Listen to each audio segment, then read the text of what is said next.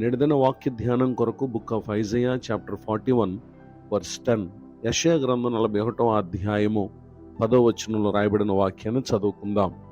దిగులు పడకుము, నేను నిన్ను బలపరుతును. వాక్య ధ్యానం కొరకే ప్రార్థన. కృపగల తండ్రి, వందనాలు. నేడు చదవబడిన ఈ వాక్య భాగం ద్వారా మాతో మాట్లాడి బలపరచండి. యేసుక్రీస్తు నామంలో ప్రార్థిస్తున్నాను తండ్రి, ఆమెన్. చదవబడిన ఈ వాక్య భాగంలో మన ప్రభు అయిన యేసుక్రీస్తు వారు మనలను బలపరిచినటువంటి దేవుడు.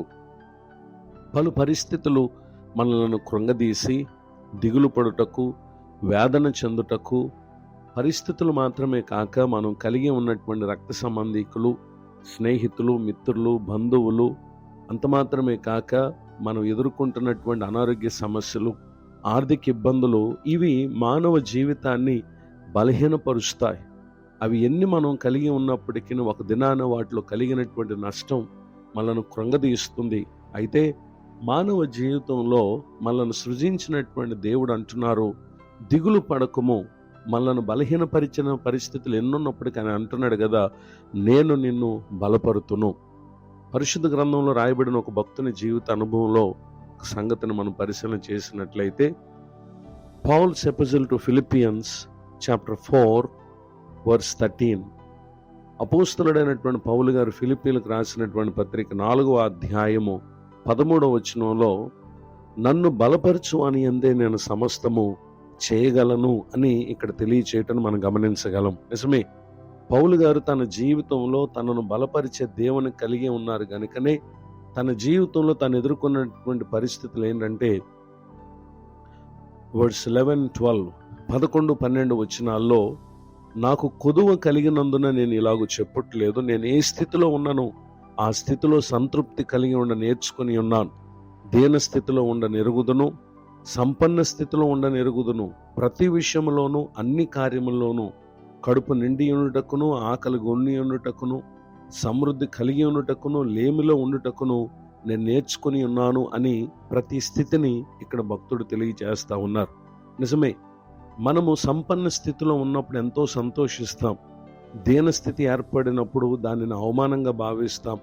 కడుపు నిండి ఉన్నప్పుడు ఏమాత్రం దిగులు లేని వారంగా ఉంటాం. ఆకలిని ఎదుర్కోవాల్సినటువంటి పరిస్థితి ఏర్పడినప్పుడు అధైర్యపడుతూ ఉంటాం. సమృద్ధిగా ఉన్నప్పుడు చాలా సంతోషిస్తాం. ఏదైనా లేమి ఏర్పడినప్పుడు ఎంతో దుఃఖపడతా ఉంటాం.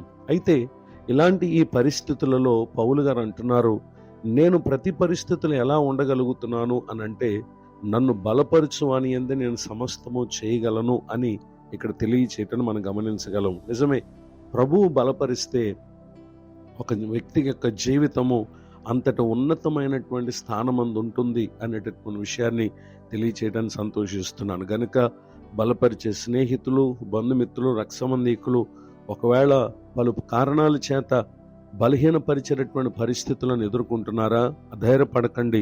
ఈ దినం ప్రభువారు మనతో మాట్లాడుతున్నారు, దిగులు పడకము, నేను నిన్ను బలపరుతును. ఈ వాగ్దానం మన జీవితంలో మనం పొందుటకు, మనను బలపరిచే క్రీస్తు యేసునందు విశ్వాసం ఉంచి ఆయన సెలవిచ్చిన ఆయన మాటలను అనుసరించి ప్రవర్తించి, నాడు పౌలు గారు ఏ విధముగా ప్రభు వలన కలుగు బలమును పొంది ఉన్నారో అట్టి బలపరచబడేటటువంటి స్థితిని ఈ మాటలు విన్న నా ప్రియులకు మీరు అందరూ పొందుదురుగాక.